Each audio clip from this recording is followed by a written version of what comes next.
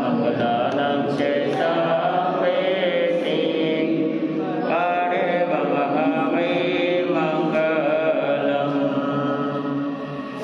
बैठ जाइए।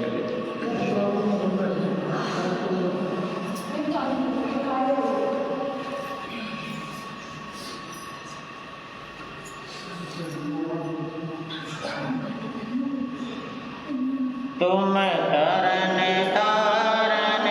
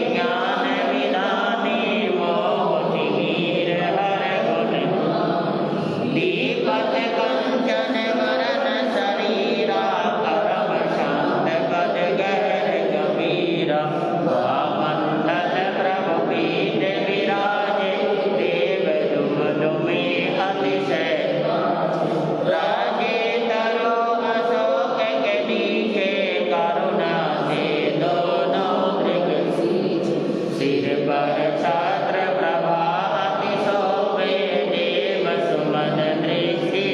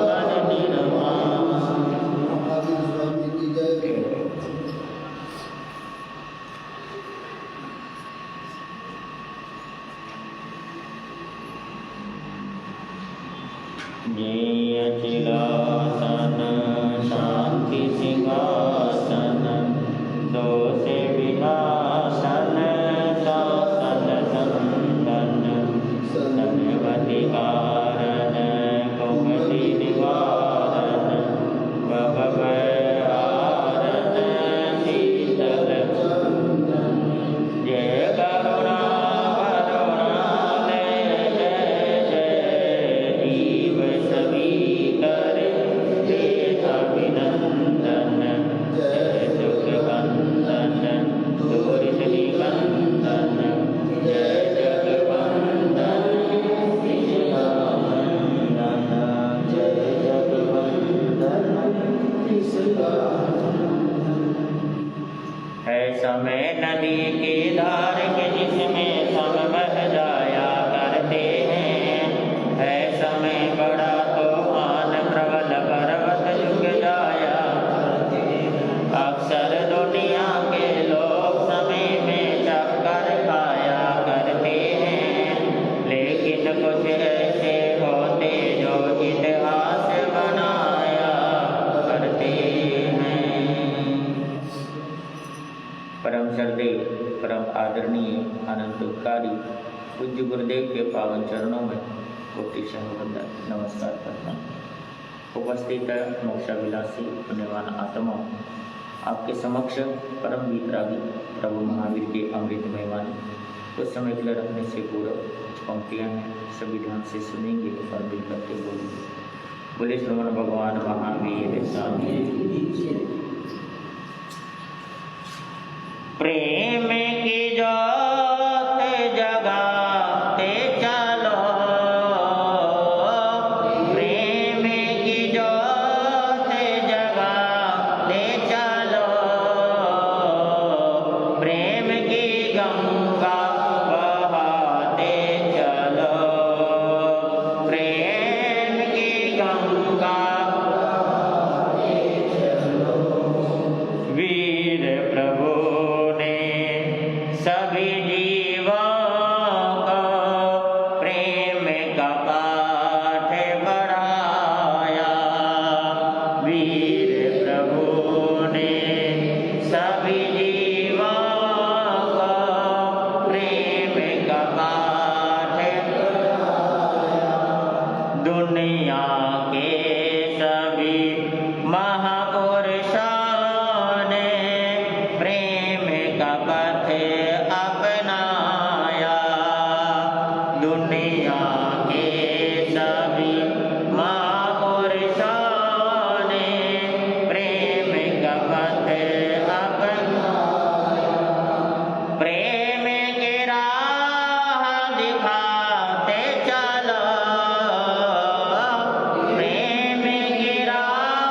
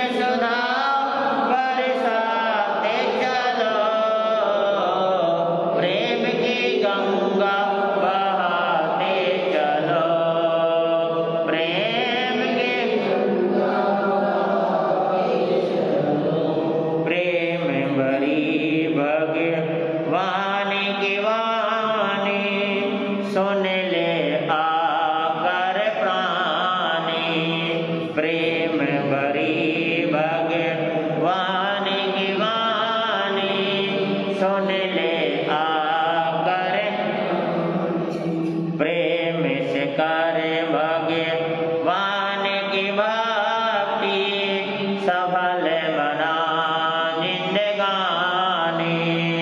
प्रेम से करे भगवान की भक्ति सफल बना जिंदगानी।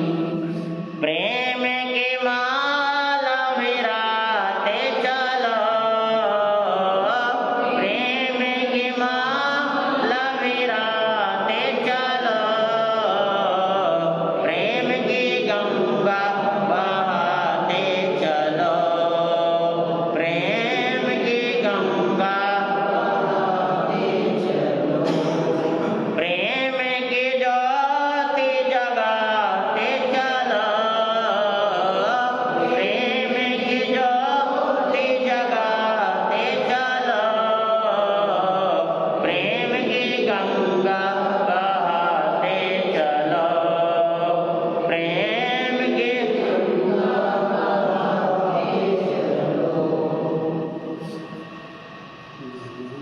नानाद शेषम अभय पयानम सचेशवान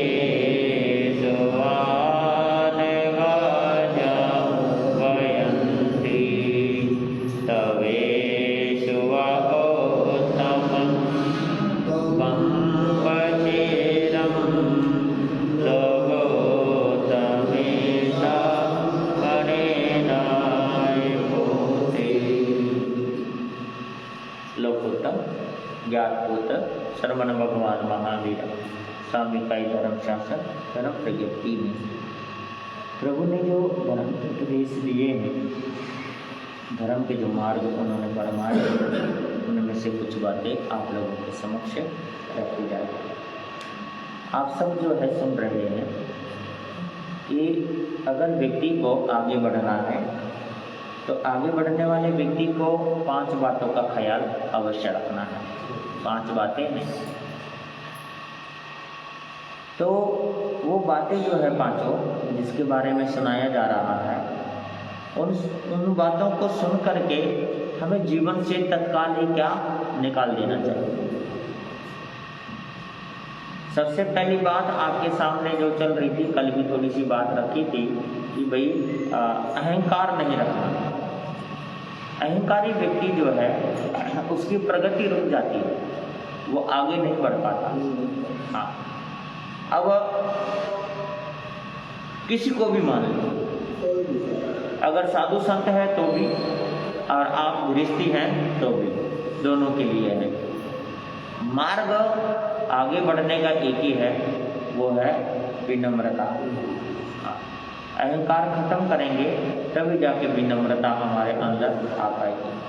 अन्यथा अहंकार रख करके चलेंगे तो फिर आपको कुछ भी प्राप्त नहीं होगा। बड़े बड़े महापुरुष हुए हैं और उन महापुरुषों ने इन चीज़ों को समझा कि क्रोध क्या है, मान क्या है, माया क्या है, लोभ क्या है, राग और द्वेष क्या है, और उसे समझा उन्होंने। समझ करके सबसे पहले उन्होंने अपने जीवन से निकाल करके फेंका, और निकाल के फेंकने के बाद उन्होंने हम सबको प्रेरणा दी कि आप लोग भी इन सभी बातों को अपने अंदर से क्या कर दो, निकाल दो, क्योंकि ये विकार है हमारे। और विकार अगर हमारे मन में हो तो बड़ी परेशानी का सामना करना पड़ता है व्यक्ति को, इस विकारों के कारण। इसलिए विकार को जितना जल्दी हो सके उतना जल्दी क्या कर दे, निकाल दे। जैसे आप लोग हैं, आप लोग सुबह नहा धोकर के आराम से तैयार हो जाते हैं, और उसके बाद आपके हाथ में जरा से भी मिट्टी लगती है, तुरंत उसे धोने का क्या करते हैं, प्रयास करते, तुरंत ही धोते हैं, उसे देर नहीं लगाते। इसी तरीके से हमारी आत्मा में विकार आ जाता है, तो जब विकार आ जाए तो उसे तत्काल ही क्या कर देना चाहिए, साफ कर देना चाहिए। नहीं तो नहीं निकालेंगे तो वो विकार क्या हो जाएगा, जम जाएगा। जैसे धूल मिट्टी शरीर पर लगने के बाद उसे ना धोया जाए तो वो जम जाता है। जमने के बाद निकलना बहुत मुश्किल हो जाता है, बड़ी मुश्किल से निकलता है। ऐसे ही हमारी आत्मा में विकार अगर जम जाए तो बड़ा मुश्किल हो जाता है उसे निकालना, इसलिए तुरंत ही निकाल देना चाहिए। और ये विकार है, और विकारों में सबसे पहली बात यही दी है कि भाई क्या करें आप, जो अहम भाव है, अहंकार है, 5 स्थान जो ऐसी बातें दी है, 5 बातें जो दी है, पांचों बातों के कारण व्यक्ति आगे नहीं बढ़ पाता, उसे हमें ध्यान रखना बहुत जरूरी है। तो इसलिए अहंकार नहीं रखना। आपको एक छोटी सी बात बता रहा हूँ, वैसे तो मैं पहले भी सुना चुका हूँ, कल जो सुनाया था वो भी मैं पहले सुना चुका हूँ, लेकिन व्यक्ति को ध्यान नहीं रहता, व्यक्ति को याद नहीं रहता। और जब याद नहीं रहता तो बार बार याद दिलाने का प्रयास रहता है। आपको सिर्फ याद ही तो करना है, याद ही करना है, और याद करके उसे दोहराना है। दोहराएंगे तो ताकि आपके याद रहे। सज्जनों, बात बहुत सारी बातें घूम फिर के एक जैसी आती है, लेकिन हमें फिर भी सुनना पड़ता है। जैसे आप रोजाना वही वस्त्रों को धारण करते हैं, रोजाना आप वही भोजन करते हैं, रोजाना आप अपने वही घर में चले जाते हैं, रोजाना का कार्य आप एक जैसा ही रोज ही करते हैं, तो ये सत्संग भी आपको रोज ही करना चाहिए। रोज ही इसे बार बार क्या करना चाहिए, दोहराना चाहिए, बार बार बदलना चाहिए। आज नहीं तो कल कभी ना कभी समझ में तो आएगा ही आएगा, और समझना भी पड़ेगा, हमें आएगा भी और समझना भी पड़ेगा, क्योंकि इन बातों को, महापुरुषों की बातों को बिना समझे आत्मा का कल्याण होने वाला नहीं है। इसलिए समझना बहुत जरूरी है। आज समझ जाओ तो बहुत बढ़िया है, अन्यथा कल फिर से समझना पड़ेगा। कल नहीं समझेंगे तो परसों समझना पड़ेगा, समझना तो पड़ेगा। हम सबको बातें याद हो जाती है, हाँ जी, हम सबको बातें याद हो जाती है, परंतु समझ में नहीं आती। याद होती है, समझ में नहीं आती। अब आप देखो, आप लोगों में से जितने बैठे हो सबको पता है कि अहंकार क्या होता है और अहंकार का नुकसान क्या है, लेकिन किसी ने छोड़ा है जी। आप लोगों को मालूम है ना कि अहंकार क्या होता है और अहंकार का नुकसान क्या होता है, फिर भी किसी ने नहीं छोड़ा। जब बात आती है तो अहंकार व्यक्ति क्या करता है, दिखाई देता है, गुर्राने लग जाता है व्यक्ति, अहंकार उसके अंदर आ ही जाती है। तो ये चीज़ें जरूरी है। तो रोज सुनते हैं, रोज समझते हैं, लेकिन जीवन में हम उतार नहीं पाते। तो मैं वही चीज़ें आपको सुनाने जा रहा हूँ, आप लोग उसे समझेंगे। अशोक राजा, मगध देश का सम्राट, मगध का सम्राट, पहले के समय में मगध का राजा था और पाटली नगर का राजा अशोक सम्राट, सम्राट अशोक, जिसका आज भी सिक्के पे और नोटों पे क्या चलता है, उसका चक्र आता है, चक्र आता है, चिन्ह आता है, वही अशोक राजा। बड़ा धार्मिक व्यक्ति था, हाँ, सत्यमेव जयते, धार्मिक व्यक्ति था, अच्छा व्यक्ति था, समझदार व्यक्ति था। समझदार और अच्छा व्यक्ति हो तो सदैव ही अच्छा ही काम करता है। हाँ जी। अशोक राजा जब भी उनकी सवारी निकलती, जब भी वो कहीं महल से निकलते, कोई भी साधु फकीर उन्हें दिख जाता तो उनके चरणों में वो क्या करते थे, नमन करते, नमन जरूर करते। ये स्वभाव था, और स्वभाव भी इसलिए था कि उनको नमन करने से हमें कुछ न कुछ क्या होगा, प्राप्ति होगा, हमारा कुछ नुकसान होने वाला। हम अगर अपने से बड़े जो ज्ञानी हैं, उम्र में बड़े हैं, ज्ञान में बड़े हैं, उनके आगे झुकेंगे तो हमें कुछ न कुछ प्राप्ति ही होगा, नुकसान कुछ होने वाला नहीं है। और सबसे बड़ी बात है कि व्यक्ति को किसी भी प्रकार का परिचय देने की आवश्यकता नहीं होती। अगर उसके अंदर विनम्रता है, अहंकार उसका खत्म है, तो अगर वो झुकेगा तो झुकने से पता लग जाएगा कि ये व्यक्ति गुणवान है, क्योंकि गुणवान ही व्यक्ति झुकता है। अहंकारी व्यक्ति तो कभी क्या नहीं होगा, झुकेगा ही नहीं। गुणवान व्यक्ति ही झुकेगा। झुकने से आपके गुणों का परिचय हो जाता है, आपके कुल और खानदान का भी क्या हो जाता है, परिचय हो जाता है कि ये जो लड़का है, ये जो बच्चा है, ये जो व्यक्ति है, ये अच्छे कुल खानदान का है और इसने बड़े अच्छे से विनम्र भाव से इसने नमन किया है, तो ये इसके अंदर अच्छे संस्कार और अच्छे गुण हैं, ये पता लग जाता है। आपको बोलने की क्या नहीं है। जिस तरीके से हीरा कभी अपने मुख से ये नहीं बताता कि मेरी कीमत ये है या मैं हीरा हूँ। हीरा तो स्वयं में अपने आप में क्या होता है, हीरा होता है और कीमती होता है। बस ये चीज़ें हमेशा ख्याल रख करके चलना है। अशोक राजा नमन करते, हर साधु साध्वी को नमन करते। उनका एक मंत्री,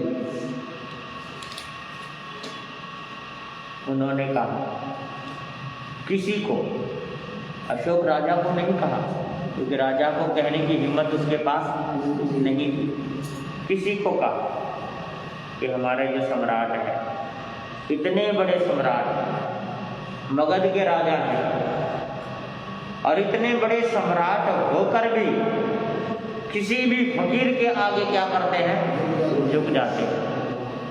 उनको नहीं झुकना चाहिए, उनको नहीं नमन करना चाहिए। अपना गौरव तो उनको रखना ही चाहिए कि मैं सम्राट हूँ। सम्राटों का भी तो कुछ मान सम्मान होता है ना, तो क्यों झुकते हैं वो। अब ये बात जिसको कही उस व्यक्ति ने सुन ली। अब आप लोगों को पता ही है कि भाई सुनने वाला सुनता है तो वो क्या करता है, निंदा के तरीके से अगर सुनता है तो वो व्यक्ति जा करके दूसरे को क्या करता है, बताएगा बस। और वो व्यक्ति जरूर बताएगा। एक बार उस व्यक्ति से ये जरूर कह दो कि भाई देख, तेरे ऊपर विश्वास करके मैं बता रहा हूँ, लेकिन किसी को क्या नहीं करना, बताना मत। और वो व्यक्ति क्या करता, जिसे आपने बताया, वो दूसरे के पास जाता और जा करके कहता, भाई एक बात मैंने ऐसी ऐसी सुनी है, तेरे को विश्वास करके मैं बता रहा हूँ, तू कभी किसी को मत बताइयो। और दूसरा व्यक्ति क्या करता है, तीसरे को, तीसरा चौथे को, यूं करते करते बात धीरे धीरे क्या हो जाती है, फैल जाती है। और बात जब फैल जाती है, बात सामने आती है, तो पूछो तो किसने कही, उसने कही। उसको पूछो किसने कही, उसने कही। बात कोई नहीं बताएगा, बस सब ये कहेगा कि मैंने सुनी है। और सुनने वाला एक, कहने वाला एक बात कहता है, सुनने वाला दो समझता है, और वो आगे जा करके चार सुनाता है, चार बना देता है अपने आप। यानी कि छोटी सी बात को वो बनाता बनाता कितना बना देता है, होता है कुछ और, कहता है कुछ और, सुनता है कुछ और हो जाता कुछ और, पता ही नहीं चलता क्या हो जाता है। अब यूं करते करते बात फैलते फैलते अशोक राजा के कान में बात फैल गई कि मंत्री के तरफ से ऐसी ऐसी बात आई है। ये कहा गया है कि वे अशोक राजा किसी के सामने भी क्या होते हैं, झुक जाते, नमन कर लेते। बहुत अच्छी बात। राजा के मन में ख्याल आया कि इस मंत्री को युक्ति से समझाना होगा। वैसे तो समझ में नहीं आएगा। और हकीकत यही है कि पहले के राजा महाराजा बड़े समझदार होते, युक्ति से समझाते थे। किसी की गलती होती तो उस गलती को सुधारने के लिए सही से समझाते थे, ताकि वो अपनी गलती का क्या कर ले, सुधार कर ले। और आज अगर कोई बात भी होती है तो हम सुधारने की कोशिश तो करते नहीं, सीधा एक्शन लेते हैं, सीधा का सीधा अटैक करते, सीधी बात कह देते हैं। और आप लोग ये कह करके कह देते हो कि भाई देखो, बुरा मान या भला मान, मैं तो सीधा सीधा कहता हूँ, हरिश्चंद्र के औलाद हम खुद ही बन जाते हैं। कि मैं तो साफ कहता हूँ जी, है ना। तो साफ कहता तो भाई साफ सुनने की ताकत भी रखनी चाहिए व्यक्ति को। साफ कहने वाले को साफ सुनने की क्या भी रखनी चाहिए, ताकत भी रखनी चाहिए। लेकिन भगवान महावीर स्वामी ने इस बात को कही है कि सामने वाले को सुधारने का प्रयास करना चाहिए, ना कि अगर कोई बिगड़ा है तो उसे और बिगाड़ने का प्रयास करो, युक्ति से उसे सुधारो। तो अशोक राजा ने क्या करा जी, एक युक्ति सूझी और सूझ करके उन्होंने क्या करा, किसी सेवक को भेजा शमशान घाट में और एक मानव की खोपड़ी मंगवा ली, जली हुई खोपड़ी मंगवा ली और मंगवा करके मंत्री को दिया और मंत्री से कहा कि जाओ बाजार में इसे बेच कर आओ, जिस भी कीमत में बिके उसी कीमत में इसको क्या करना, बेच देना।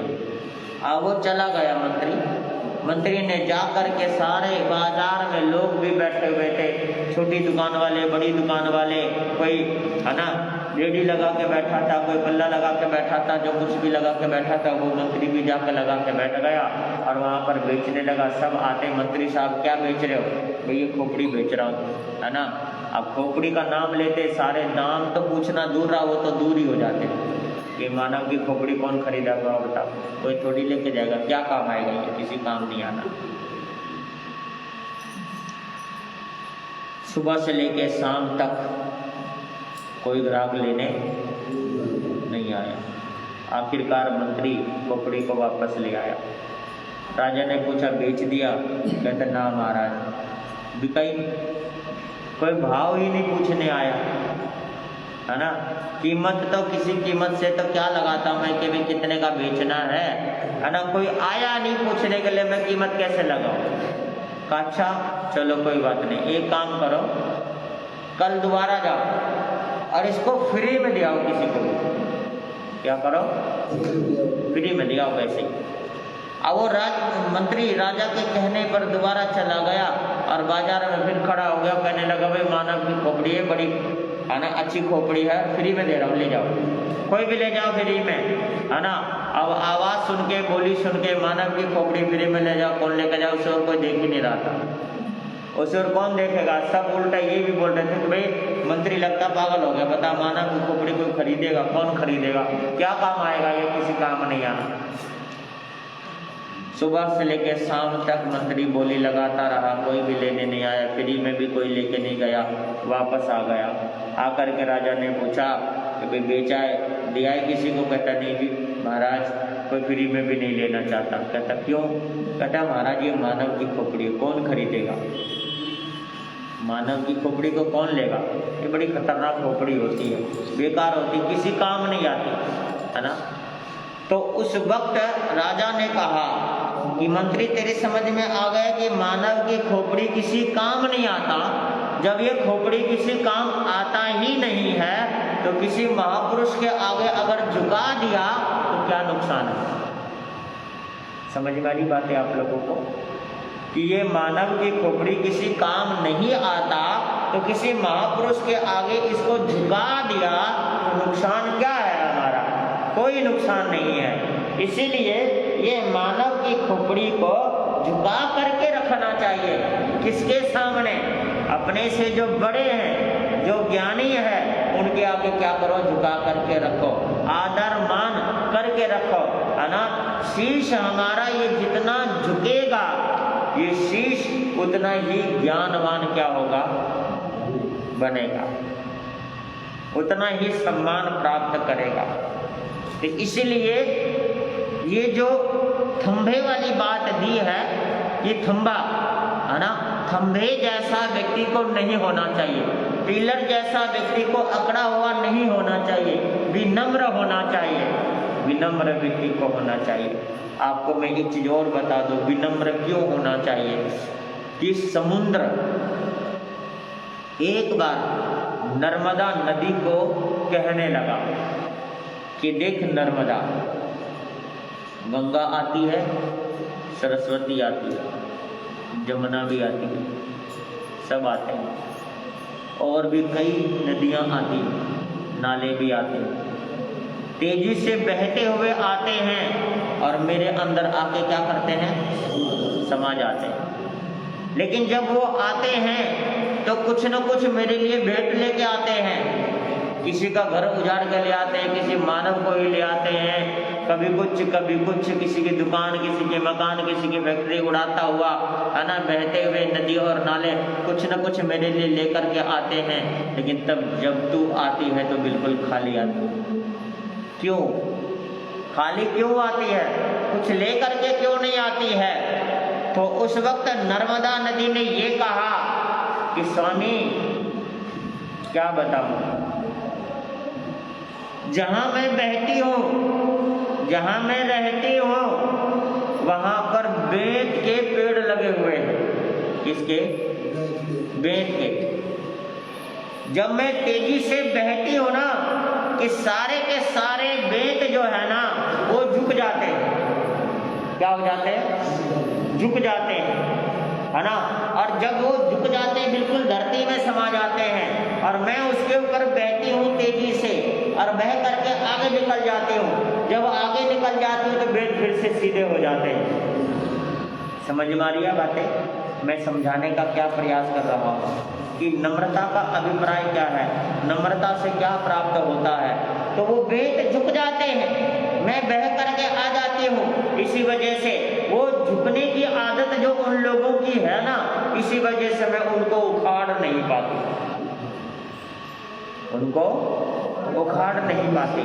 आपके लिए मैं ले करके आ नहीं पाती, हाँ, साथ नहीं ला सकती उनको, क्योंकि झुके हुए को कैसे काटूंगा, है ना, कैसे उखाड़ू। अकड़े हुए होते ना, उनको तो मैं एक झटके में क्या करती, उखाड़ देती। लेकिन वो झुकने वाले, उन्हें क्या उखाड़ना, इसलिए मैं उन्हें उखाड़ नहीं सकती। तो बस इसलिए मैं आप लोगों को यही बातें मैं बताने जा रहा हूँ कि भाई जो व्यक्ति अहंकार त्याग करके नम्रता जीवन में धारण कर लेते हैं, वो व्यक्ति कभी टूटता नहीं है, कभी वो उखड़ता नहीं है, वो टिका का टिका रहता है, जमा का जमा रहता है।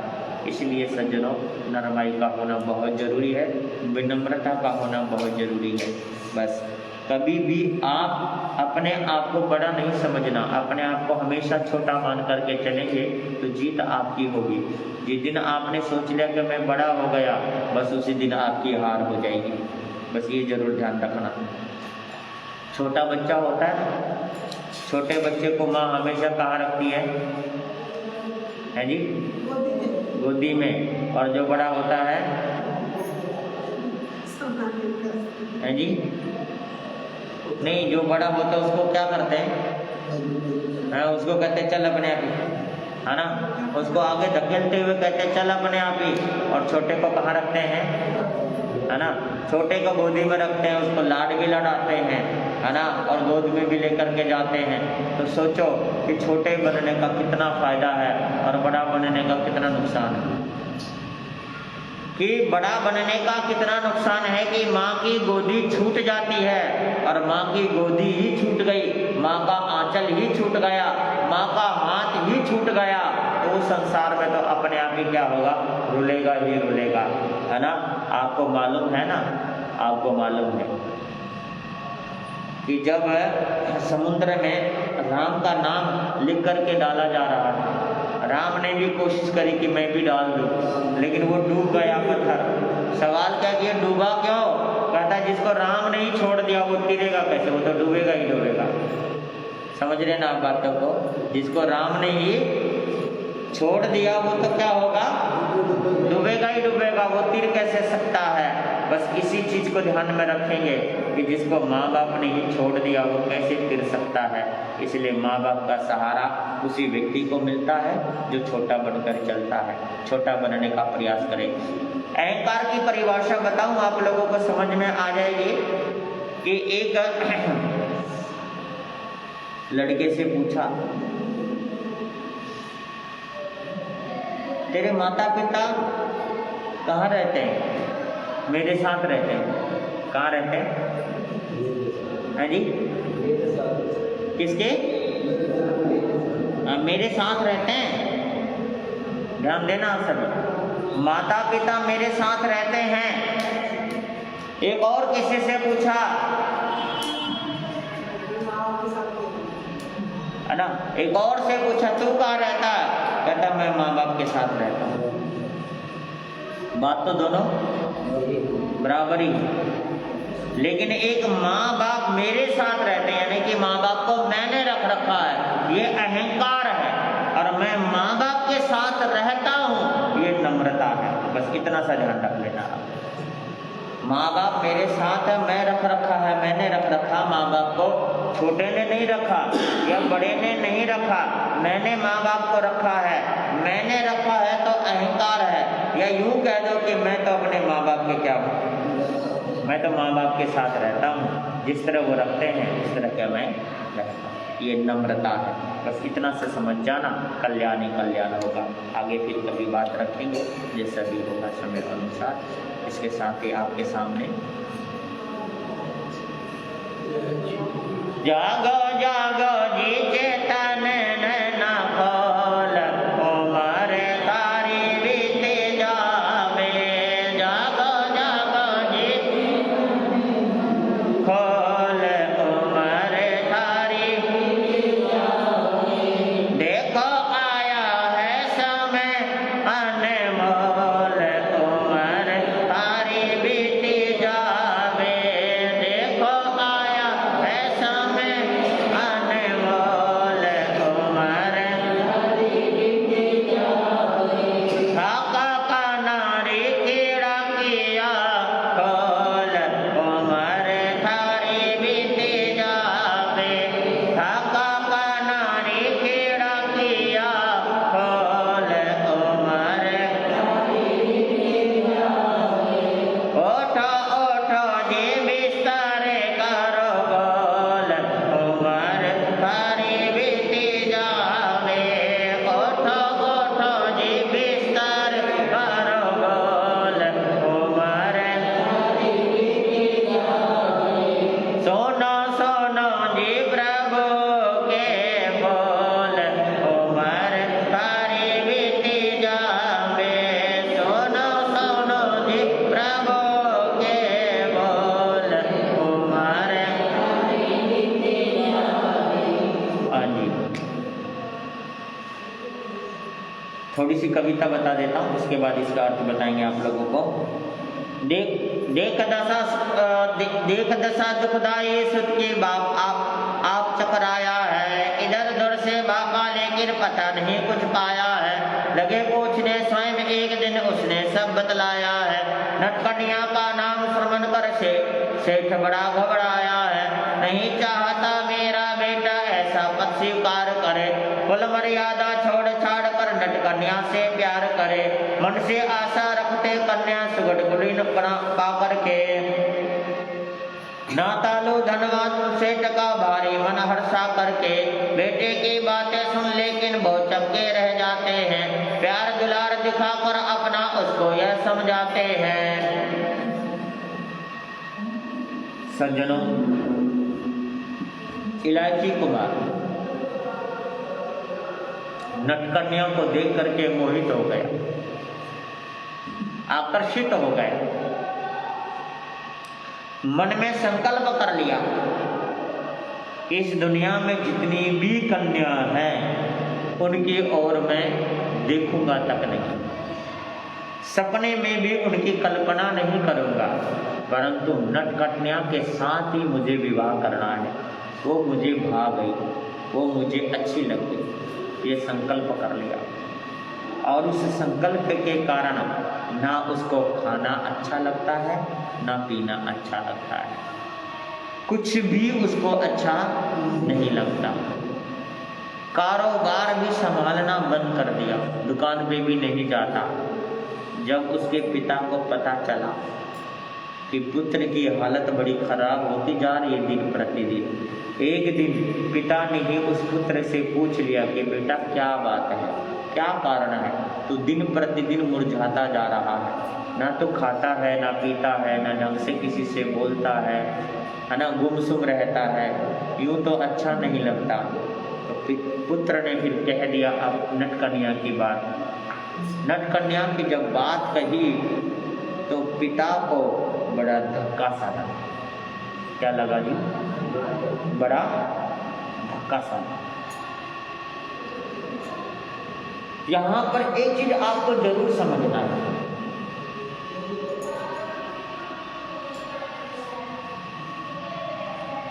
आप लोग कई बार गुस्से में एक बात कह देते हो कि देख मेरे को क्रोध मत दिला, मैं तेरे बारे में सब कुछ जानता हूँ, मैं तेरा पोल खोल दूंगा। ध्यान देना आप सब, लेकिन इस बात से आप जान लेना कि एक पिता दिन रात मेहनत करता है, मजदूरी करता है, अपने पुत्र को सारा सामान जुटाता है, किताब देता है, पेंसिल देता है, पेन देता है, कपड़े लत्ते देता है, जरूरत का सारा सामान देता है, पढ़ाता है, लिखाता है, अच्छे से अच्छे ट्यूशन देता है, टीचरों की व्यवस्था करता है, अच्छे से अच्छे स्कूल में पढ़ाता है, साथ में ये भी सोचता है कि मेरा बेटा पढ़ लेगा, लिख लेगा, कामयाब हो जाएगा। पिता के मन में ये विचार होते हैं, लेकिन पुत्र किसी और ही ख्याल में होता है। जब बड़ा हो जाता है, नौकरी लग जाती है, कामयाब हो जाता है, तब पिता ये सोचता है कि पुत्र की क्या कर दूं, किसी अच्छी योग्य कन्या मिल जाए, मैं उसके साथ इसका विवाह कर दूं। वो सोचता है, विचार करता है, मंसूबे बनाता है, लेकिन पुत्र के द्वारा ये पता चलता है कि मेरे पुत्र ने किसी और कन्या को क्या कर रखा, पसंद कर रखा, लेकिन किसी और जाति से है, जिस जाति को हम अपने घर में आने नहीं देते, उस जाति की कन्या को ये लाना चाहता है। तो उस समय पिता को बड़ा धक्का लगता है, धक्का लगता है। उस समय सोचता है, विचार करता है कि मेरा ही पुत्र मेरे घर में रह करके ही इतने सालों से 25 साल हो गए मेरे को पुत्र के साथ रहते रहते, मैंने अपने ही पुत्र को नहीं समझ पाया, नहीं जान पाया। तो मैं आज आपको एक चीज बताना चाह रहा हूँ कि 25 साल अपने पुत्र के साथ रह कर भी आप अपने पुत्र को और पुत्री को नहीं जान पाए, तो दूसरे के जाए को क्या जान पाएंगे हम। इसलिए किसी के बारे में ये कहने की जरूरत नहीं है कि तू मेरा मुंह मत खुलवा, तेरे बारे में मैं सब कुछ जानता हूँ। अरे तू अपने पुत्र के बारे में ही ना जान पाए तो दूसरों के बारे में क्या जानेगा। पहले खुद तो जान ले, है ना, पहले खुद को तो जान ले। इसलिए भगवान महावीर स्वामी ने कहा है, ये एकम जाने ते सबम जाने, पहले खुद को जानो फिर दूसरों को जानने का प्रयास करना। कभी भी ये भूल नहीं करना कि दूसरों को जानने का प्रयास करना कि वो कैसे हैं, वो क्या कर रहे हैं। पूरे गांव का हाल जानने की कोशिश नहीं करना, बस कभी कभी 2 घड़ी बैठ के खुद का हाल जान लेना, आपको समझ में आ जाएगी, सब कुछ समझ में आ जाएगी।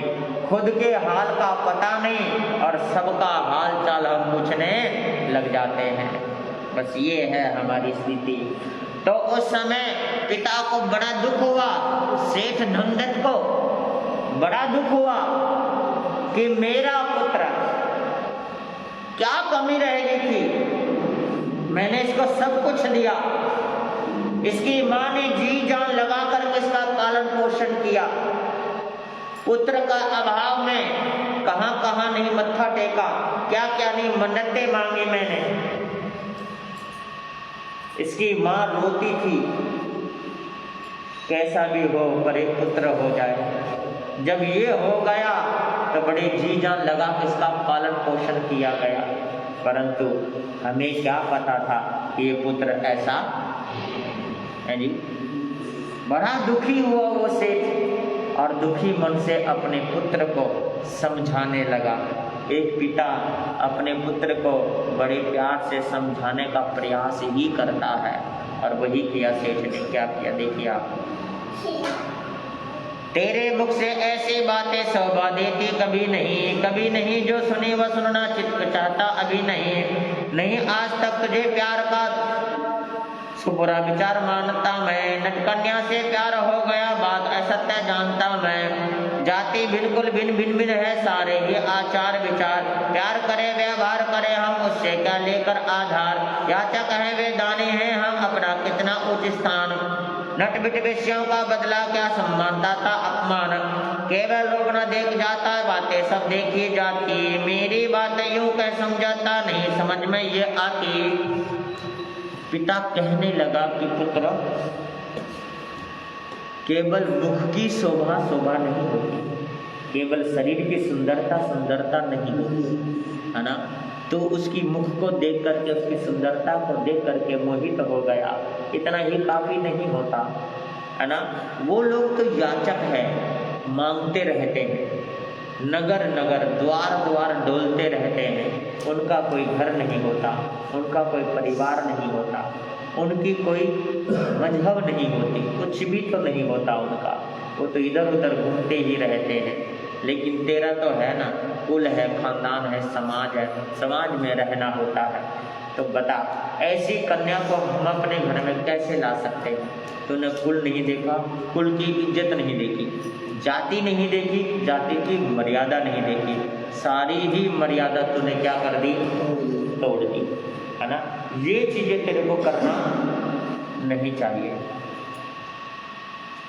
सज्जनों, एक चीज़ तो है, मैं मानता हूँ कि जाति पाति का भेद नहीं रखना चाहिए, परंतु ये कहा गया कि समाज में जब हम रहते हैं तो समाज में कुछ बातों का ख्याल तो रखना है जी, पड़ता है समाज में रह करके।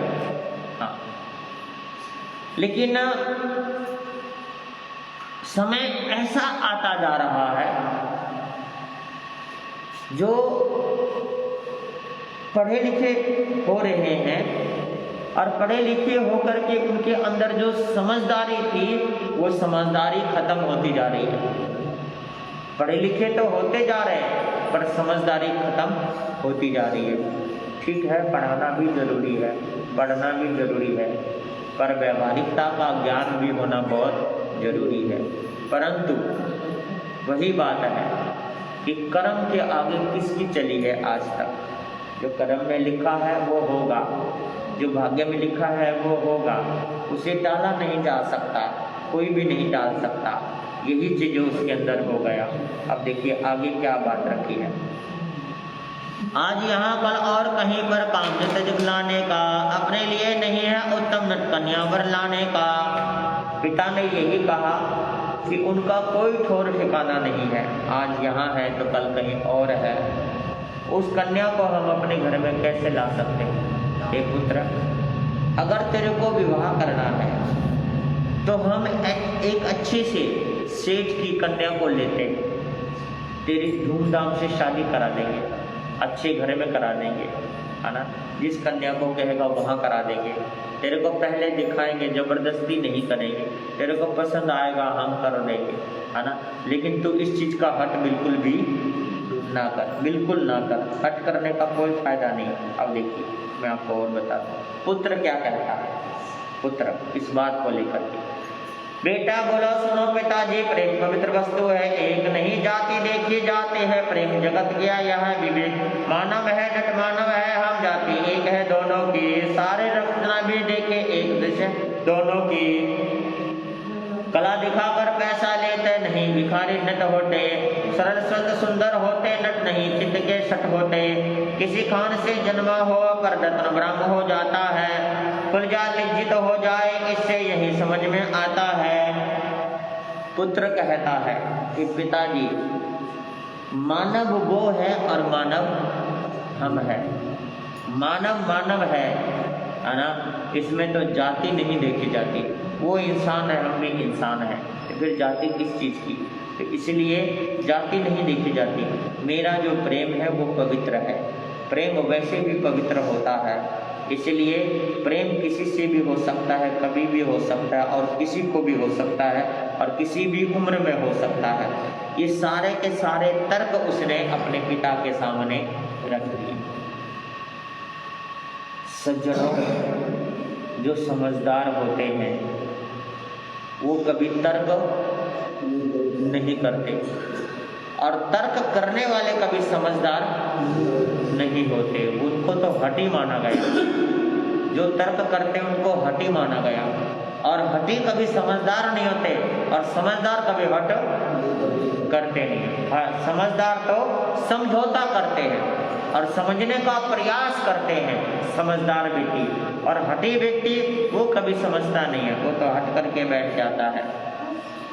पिता देखिए क्या कहते हैं पुत्र को, 1 मिनट के लिए बात और बता रहा हूं आपको। बोले पिता तर्क के सम्मुख श्रद्धा का बल होता छीन, नहीं समाज समर्थन देता रीति रिवाज नहीं प्राचीन, अगर न बल होता इसमें तो मर्यादाएं जाती टूट, व्यक्ति तुम्हारे जैसे मिलकर डाल कभी भी देते फूट। पिता कहते हैं कि हे पुत्र, जहां तर्क होता है वहां पर श्रद्धा टूट जाती है। श्रद्धा कोई मायने नहीं रखती, लेकिन रीति रिवाज मर्यादा ये मायने रखती है। अगर रीति रिवाज मर्यादा अगर मायने नहीं होती तो ये कब के टूट जाते हैं। मर्यादा भी कोई चीज होती है, नियम भी कोई चीज होती है ना, समाज भी कोई चीज होती है। इन चीजों का थोड़ा सा ध्यान तो हमें रखना ही चाहिए।